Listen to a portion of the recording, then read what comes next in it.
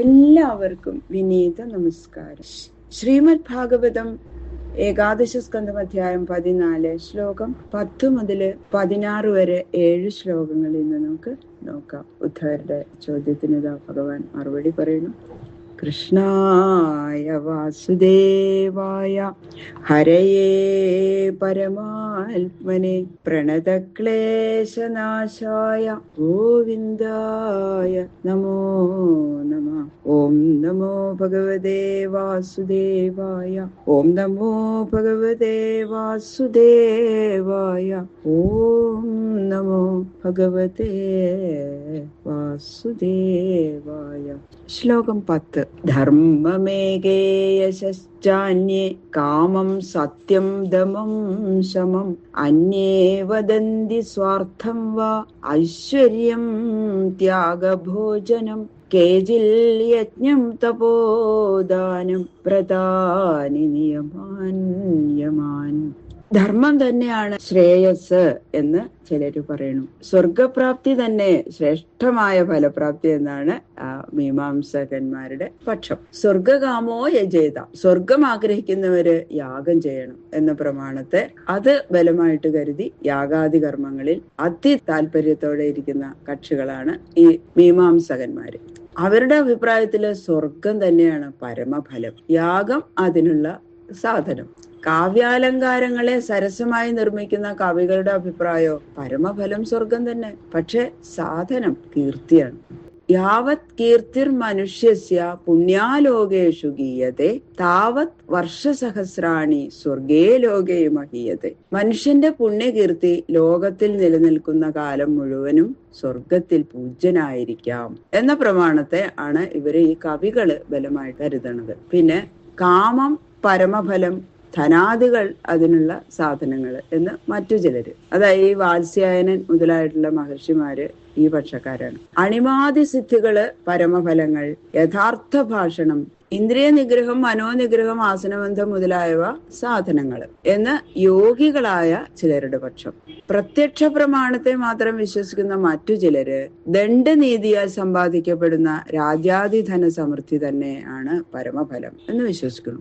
സാമാദികളായ 4 ഉപായങ്ങള് അതിന് സാധനങ്ങൾ എന്നാണ് അവരുടെ വിശ്വാസം.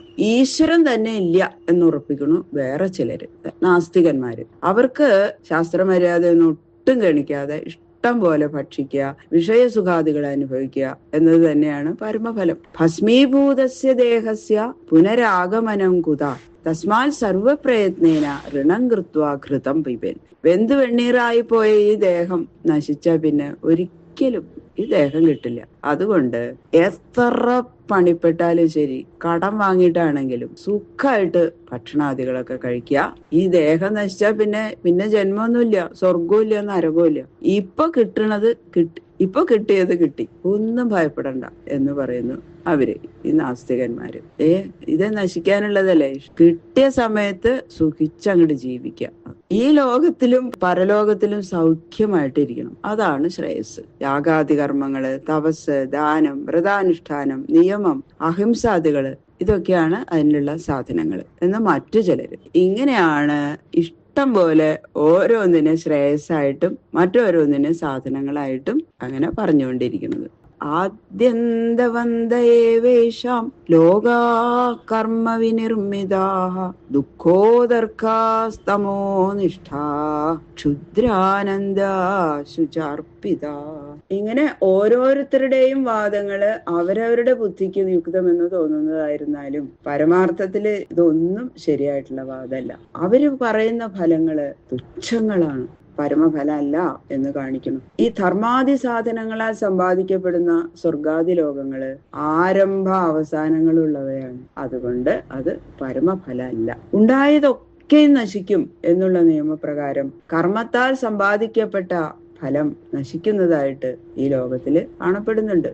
പുണ്യം ക്ഷയിക്കുമ്പോൾ സ്വർഗാദി ലോകങ്ങളിൽ നിന്ന് മനുഷ്യലോകത്തിലേക്ക് തന്നെ വരണം. അനുഭവിക്കുന്ന സമയത്ത് തന്നെ പൂർണ്ണ സുഖം ഒന്നും അനുഭവിക്കാനും സാധിക്കില്ല. അസൂയ, ഇതുപോലെയുള്ള ദോഷങ്ങളൊക്കെ അവിടെയുണ്ട് സ്വർഗത്തിലും. അതുകൊണ്ട് മുൻ പറഞ്ഞവയെല്ലാം നിസ്സാരങ്ങളും ദുഃഖപ്രദങ്ങളുമാകയാൽ പരമശ്രേയസ്സും അല്ല, അതിനുള്ള സാധനങ്ങളുമല്ല. ഭഗവാൻ അത് ഉറപ്പിച്ചു പറയണം. എന്നിട്ട് പറയണു, മയീ അർപ്പിതാത്മനഃസഭ്യ നിരപേക്ഷസ്യ സർവദാ മയാത്മനാ സുഖം യത്തൽ കുതസ്യാൽ വിഷയാത്മനാം. എന്നെ പ്രാപിക്കുന്നത് തന്നെയാണ് പരമശ്രേയസോദ്ധവ.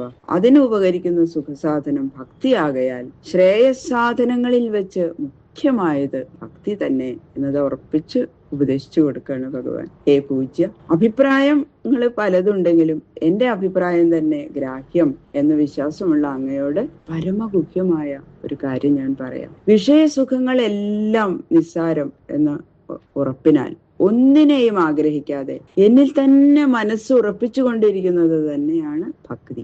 ഈ ഭക്തിയുള്ളവൻ എന്നെ എപ്പോഴും ധ്യാനിക്കും. അതിനാൽ അവന്റെ ഹൃദയകമലത്തിൽ പ്രകാശിക്കുന്ന ആത്മാവ് തന്നെ ഞാൻ എന്ന് അവൻ അറിയുന്നു. അപ്പോ ഞാനും അവനും വെവ്വേറെയല്ല, ഒന്നു തന്നെ എന്നും അവൻ എല്ലാ സ്ഥലത്തും എന്നെ കാണുന്നു. ഈ അവസ്ഥയിൽ അവന് യാതൊരു സുഖം അനുഭവമായി വരുന്നുവോ ആ പരമസുഖം വിഷയങ്ങളെ ആഗ്രഹിച്ചു കൊണ്ടിരിക്കുന്നവർക്ക് കിട്ടില്ല ഉദ്ധവ. സുഖസ്വരൂപനായി അവന്റെ ആത്മാവായിരിക്കുന്ന എന്നെ മറന്ന് ജഡവസ്തുക്കളെ ആഗ്രഹിക്കുന്നവന് സുഖമുണ്ടാവാൻ അവകാശമില്ല. നാശമുള്ള ഒരാളെ നശ്വരങ്ങളായ അന്യവസ്തുക്കൾ എങ്ങനെയാ സുഖിപ്പിക്കുക? അതിനാൽ മുൻ പറഞ്ഞ പലരും എന്നെയും ലോകത്തെയും ഭിന്നമായിട്ടും ഭക്തൻ ഒന്നായിട്ടും കാണുന്നതിനാൽ ഭക്തി യോഗത്തിന് ശ്രേഷ്ഠതയുണ്ട്. സർവാത്മാവായിരിക്കുന്ന എന്നെ പ്രയാസം കൂടാതെ പ്രാപിപ്പിക്കുന്നത് തന്നെയാണ് ഭക്തി യോഗത്തിന്റെ അത്ഭുതകരമായ വൈഭവം എന്നതാ ഭഗവാൻ ഉറപ്പിച്ചു പറയുകയാണ്. അകിഞ്ചനസ്യ ശാന്തസ്യ സമചേതസ മയാ സന്തുഷ്ട മനസ സർവാ സുഖമയാ ദിശ. അന്യർക്ക് അതത് ലോകങ്ങളിൽ കിട്ടുന്ന പരിച്ഛിന്നമായ താൽക്കാലിക സുഖമുണ്ട്. ഭക്തന് അപരിച്ഛിന്നമായും പരിപൂർണമായും ഇരിക്കുന്ന ശാശ്വത സുഖമുണ്ട്. ഇതാണ് ഇവർക്ക് തമ്മിലുള്ള വ്യത്യാസം. ഞാനല്ലാതെ മറ്റൊന്നും പരമാർത്ഥമായിട്ടില്ല എന്ന് ഉറപ്പായ അറിവുള്ളത് കൊണ്ട് ലോകത്തിൽ എന്നെ കൂടാതെ മറ്റൊന്നിനെയും സ്വീകരിക്കാത്ത ഭക്തൻ അകിഞ്ചനനാകുന്നു. ആഗ്രഹിക്കുവാൻ യോഗ്യതയുള്ളതായിട്ട് അവന്റെ ബുദ്ധിയിൽ വേറൊന്നും കാണാത്തതിനാൽ ഒന്നിനെയും സ്വീകരിക്കാതിരിക്കുന്നവന്റെ കർമ്മേന്ദ്രിയങ്ങൾക്കോ ജ്ഞാനേന്ദ്രിയങ്ങൾക്കോ മനസ്സിനോ ഇതര വിഷയത്തിൽ വ്യാപാരമുണ്ടാവാൻ അവകാശമില്ല. അതുകൊണ്ട് എല്ലാറ്റിലും വ്യാപിച്ചും ഒന്നിലും ഭേദമില്ലാതെയും ഇരിക്കുന്ന സമരൂപനായ എന്നിൽ അവന്റെ ചിത്തം തീർത്തും ലയിച്ചതിനാൽ അവൻ സുഖരൂപനായി ഭവിച്ചു. ഏതു ദിക്കിലും ഏതൊരവസ്ഥയിലും അവന് സുഖം തന്നെ. പ്രത്യേകമായ ഒരവസ്ഥയെയോ ലോകത്തെയോ ആശ്രയിച്ചുകൊണ്ടല്ല അവന്റെ സുഖരൂപം പ്രകാശിക്കുന്നത്. അതിനാൽ കാലദേശാവസ്ഥകളാൽ തടസ്സപ്പെടാത്ത പരമസുഖം അവന്റെ സ്വരൂപമായി ഭവിച്ചിരിക്കുന്നു.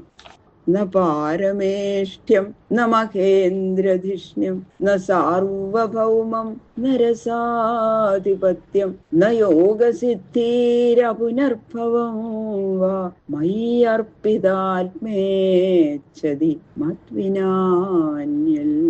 ഇങ്ങനെ പരിപൂർണ സുഖത്തെ അനുഭവിച്ചു കൊണ്ടിരിക്കുന്ന ഒരുവന് എന്നിൽ മാത്രമല്ലാതെ മറ്റൊന്നിലും പ്രിയമില്ല. ബ്രഹ്മപട്ടം, ഇന്ദ്രപട്ടം, ലോകാധിപത്യം, ചക്രവർത്തിത്വം, പാതാളാദി ലോകങ്ങളുടെ നാഥത്വം, അണിമാതി സിദ്ധികൾ ഇവയിലൊന്നും താല്പര്യമില്ല എന്ന് മാത്രല്ല മോക്ഷത്തെ കൂടി അപേക്ഷിക്കുന്നില്ല. എന്നിൽ തന്നെ എപ്പോഴും മനസ്സ് നിർത്തുന്നു, എന്നെ മാത്രം കാക്ഷിക്കുന്നു. അന്യ വിഷയങ്ങളിലുള്ള ആശാപാശം അറ്റുപോയതിനാൽ കെട്ടിൽ നിന്ന് വിട്ടുവന്നു. ഇത് തന്നെയാണ് മുക്തി. ഒന്നിനെയും കാക്ഷിക്കാതിരിക്കുന്ന അവസ്ഥ തന്നെ മുക്തിയായിരിക്കുന്നതിനാൽ മുക്തിയെ കാക്ഷിക്കാത്തത് കൊണ്ട് യാതൊരു ദോഷവുമില്ല എന്ന് വർണ്ണിച്ചതിന്റെ സാരം എന്തെന്നാൽ ഒന്നിനെയും കാക്ഷിക്കാതെ ഇരിക്കുന്നത് തന്നെയാണ് മോക്ഷം. ആശാത്യാഗ പരം സൗഖ്യം, ആശാത്യാഗ സ്വതന്ത്രത, മുക്തേ സ്വരൂപം സ്വാതന്ത്ര്യം, സ്വതന്ത്രസ്യ സുഖം പരം സുഖം എന്ന സിദ്ധാന്തത്തെ ഉറപ്പിച്ച് പറഞ്ഞിരിക്കുകയാണ്. ഈ അവസ്ഥയിലെത്താൻ ഭക്തിമാർഗം ശ്രേഷ്ഠം തന്നെയെന്ന് ഭക്തിയുടെ മഹിമയെയും വെളിപ്പെടുത്തിയിരിക്കുന്നു. ഒന്നിനെയും കാക്ഷിക്കുന്നില്ല എന്നും എന്നെ കാക്ഷിക്കുന്നു എന്നും പറഞ്ഞതിന്റെ സാരം എന്താണെന്ന് വെച്ചാൽ ഒന്നിനെയും കാക്ഷിക്കാതെ ഭഗവാനെ ഭജിക്കുന്നത് തന്നെയാണ് ഭക്തിയുടെ സ്വരൂപം. അതിന്റെ ഫലം ഭഗവത് സായുജ്യം എന്ന് ഭക്തിയോഗത്തിന്റെ സ്വരൂപ ഫലങ്ങളെ വെളിപ്പെടുത്തി. നിഷ്കാമ കർമാനുഷ്ഠാനം ഭക്തിയുടെ പ്രാരംഭത്തിന് ഹേതുവാകുന്നു. കർമ്മത്തെ ഉപേക്ഷിക്കരുതെന്നും കർമ്മയോഗം ആവശ്യം തന്നെയാണെന്നും ഇതുകൊണ്ട് സിദ്ധിക്കുന്നുണ്ട്. നിഷ്കാർമ്മമായിട്ട് കർമ്മം ഇങ്ങനെ ചെയ്തുകൊണ്ടിരിക്കുക, ഒന്നും ആഗ്രഹിക്കാതെ.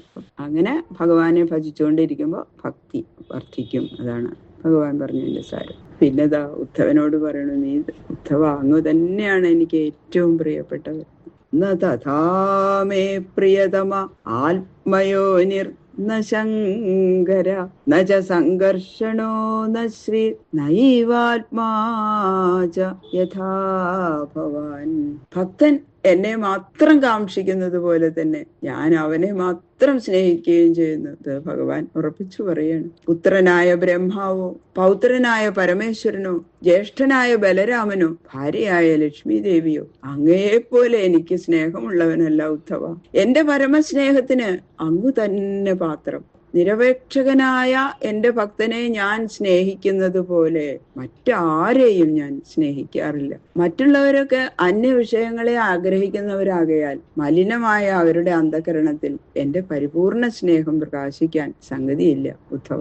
അവരുടെ വിഷമബുദ്ധി അവർക്ക് ദോഷവും ഭക്തന്റെ സമബുദ്ധി അവന് ഗുണവുമായി പരിണമിച്ചിരിക്കുന്നു. അതുകൊണ്ട് ഭക്തന്റെ അന്ധകരണത്തിൽ മാത്രമേ ഭഗവാന്റെ പരിപൂർണ സ്നേഹരൂപം പ്രകാശിക്കുകയുള്ളൂ എന്നാണ് ഭഗവാൻ പറഞ്ഞതിന്റെ സാരം. ഭക്തനെ എന്ന് പറയേണ്ടതിന് പകരം അങ്ങയെ എന്ന് ഭഗവാൻ പറഞ്ഞത് ആ ഉദ്ധവന്റെ നിർവ്യാജ ഭക്തിയിൽ സന്തോഷ ബഹുമാനങ്ങളൊക്കെ കാണിക്കാൻ വേണ്ടിയിട്ടാണ്. നിരപേക്ഷം മുനിം ശാന്തം നിർവൈരം സമദർശനം അനുവ്രജാമ്യകം നിത്യം പൂയേത്യംഘ്രിരേണുഭി.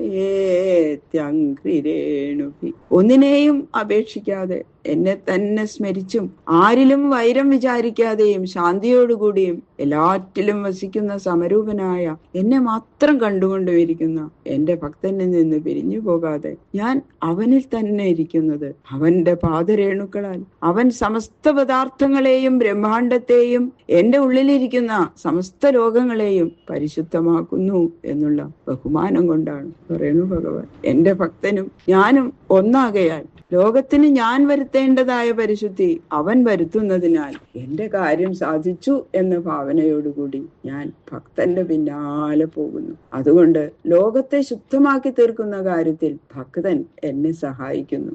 അതിനാൽ ഞാൻ ഭക്തനെ ആശ്രയിക്കുന്നു എന്ന് ഭഗവാൻ പറയുന്നു. ബാക്കിയുള്ള ശ്ലോകങ്ങള് നാളെ നോക്കാം. സർവത്ര ഗോവിന്ദ നാമ സങ്കീർത്തനം ഗോവിന്ദ ഗോവിന്ദ.